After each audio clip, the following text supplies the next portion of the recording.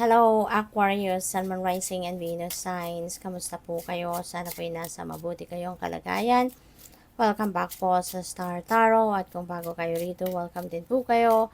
Please subscribe, like, share my videos, and leave me a comment kung nakaresonate kayo. Thank you.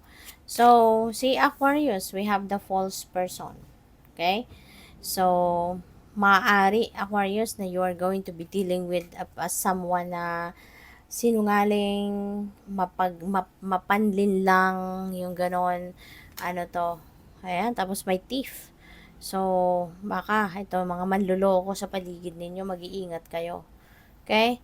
Maaari dito magpe-pretend, no, na ano mo siya, kilala mo siya, o kamag-anak mo siya, 'di ba? Maaring meron dito magki-claim na ano ka, kadugukan niya, pero hindi naman pala, 'di ba? Pwede rin, no, na isa itong babae, okay? So, mag-iingat kayo. Kabilaan, false person, thief, 'di ba? Female. So, mag-iingat ka, Aquarius. Be careful with the people around you. Maging, ano ka, observant. Maging a keen observer. Be vigilant. Pakiramdaman mo yung mga tao sa paligid ninyo. Huwag kayong masyadong magtitiwala sa mga bago ninyong kilala, lalo-lalo na isang babae, kasi pwedeng ito. Pwedeng ito yung false person, pwedeng siya yung thief.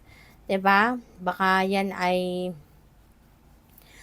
interesado sa inyo na kayo ay linlangin, kayo ay sabotahiin, kayo ay pagnakawan, 'di ba? Kaya mag-iingat ka. Okay?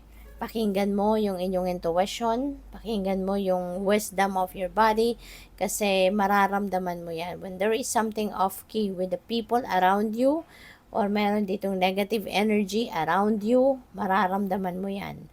Your intuition will send you a signal. Pwede magkaroon ka ng parang butterflies in the stomach na pakiramdam, may parang hindi ka mapakali, merong mararamdaman kang there's something is wrong, 'di ba? Yung mababother ka, hindi mo alam kung ano, pero mararamdaman mong mababother ka. Yung ganun. Yung parang, 'di ba, minsan nangyayari sa atin 'yan. Parang hindi ako mapakali. There's something off, na nararamdaman ako. Pero hindi ko alam kung ano to, kung bakit, kung saan, kung sino. Yung mga ganung pakiramdam. Kaya when there is something na ganyang nararamdaman ka, careful ka. Careful ka sa mga tao na nasa paligid mo. Na make sure, no, na magpe-pay attention ka sa mga bagay na mahalaga sa iyo. Okay? Pag-ingatan mo 'yan, no? Anything, whether sa trabaho man 'yan, or kung nasaan ka man, nasa labas ka ng bahay, 'di ba? Or kung merong mga bagong tao sa bahay ninyo, dapat maging maingat ka sa mga valuables mo. Okay? At saka sa mga pakikipag-usap, be wary. No, wag kang basta-basta magbibigay ng mga importanteng impormasyon.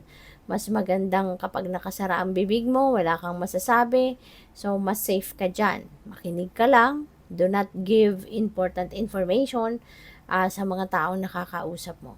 Okay? At yun, make sure na yung bahay mo, yung sasakyan mo, yung mga, kung ano man ang mga mahalaga sa'yo, dapat intact yan. Dapat make sure na yung bahay mo talagang yung mga CCTV mo, yung alarm system mo, working, yung mga ganyan. Kasi you never know, diba? Kung sino ang pwedeng merong negative energy na nandiyan sa paligid mo. So, mas maigi ng nag-iingat. Okay? So, maraming salamat for subscribing. And if you haven't subscribed yet, subscribe na po kayo.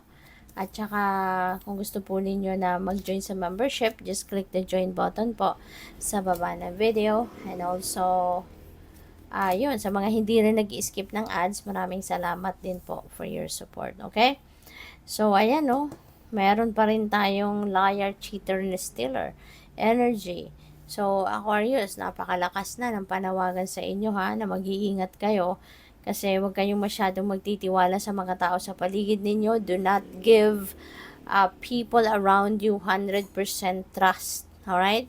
Kasi you never know kung sino dito ang manloloko, sino dito magnanakaw, sino ang scammer. Okay? So, we also have the Ten of Pentacles, Ten of Cups. So, this is happy family. No? Maganda ang samahan ninyo ngayon sa pamilya. Maganda ang sitwasyon. Kung meron man nag-away dito, magkakabati na. Kung meron mang hindi pagkakaintindihan with another family member, that will be fixed. Excuse me po. That will be fixed now. So, this is good. Isa pa, ang iba sa inyo din, Aquarius, is going to be sa ngayon, baka you're going to spend more time with your loved ones. Maybe you're going to spend more time with the rest of your family. Meron din dito mag-o-offer sa iyo ng tulong. Okay? So, mag-iingat kayo dito, no? Yan na napipick up ko. Mag-ingat kayo doon sa mga tao na pwedeng mag-o-offer sa iyo na tulungan na kita. Ako nang gagawa nito. Mag-iingat din kayo na make sure na kilala mo talaga ang taong ito. 'Di ba? Kasi baka isa yan doon sa mga manloloko. Baka isa yan sa gusto lang mag-fishing ng kahit anumang impormasyon sa iyo. 'Di ba? So, yon, mag-ingat ka dyan sa taong yan. Alright? Ito, reminder nga ito sa iyo na mag-iingat talaga kayo. So, we have 3 of Wands. May travel, no? Ang iba sa inyo, Aquarius, maaring kayo ay magta-travel for whatever reason. This could be mag-aaral kayo sa ibang bansa, sa ibang lugar, or maybe this is expansion, maybe you are putting up business somewhere, pwedeng ganyan, or baka merong mga opportunity sa kung saan, no? At kayo ay magbabiyahe, kayo magta-travel. Pwede rin na may inaantay kayo. Baka nag-aantay na lang kayo ng mga travel documents niyo, passport niyo, visa, or baka naghihintay na lang kayo ng go signal ng employer ninyo, kung kayo ay mag-abroad, ganyan. Or kung ano pa, no, maaring meron kang hinihintay dito na resulta. 'Di ba? Resulta ng mga examinations, resulta ng kung ano man, resulta ng interview or whatsoever, no? So, you are waiting for something. So, good luck. Thank you for watching. Love and light. Namaste.